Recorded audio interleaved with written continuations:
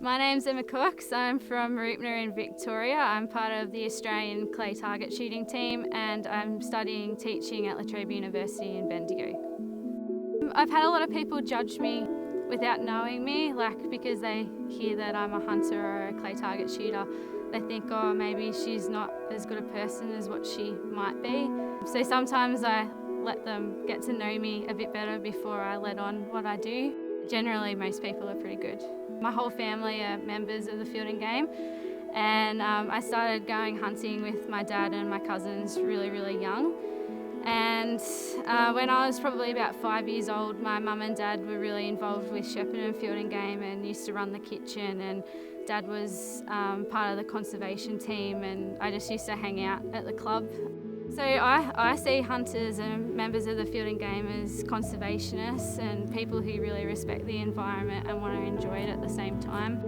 So the most satisfying piece of conservation work I've done is probably the clean-up days around my local area. It's really positive to see all the litter that people have put there come out of the bush, because it's pretty devastating walking through there and seeing that people have dumped stuff instead of going to the tip, and seeing all burnt out cars, and getting rid of that's very positive and quite rewarding. I wouldn't be a hunter if I wasn't doing it humanely. Everything that I shoot, unless it's vermin, I eat or I give to someone else to eat. If I wasn't doing that and I wasn't making sure that I was shooting a duck properly or killing a rabbit properly, I wouldn't do it. I wouldn't have a bar of it, and I wouldn't be if everyone else wasn't doing it responsibly either.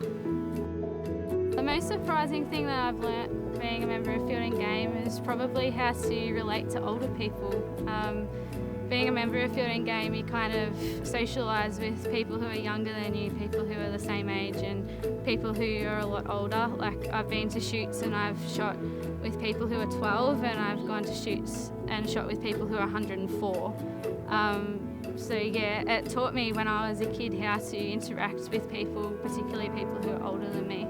I think it's really important to teach young kids really early about sustainability and safe hunting practices, and how to conserve the environment that they live in. If children aren't immersed into that environment early, they don't really get a very good sense of how to respect it. And I think the field and game really helps those children to develop respect and develop a culture amongst them to look after places that they go to.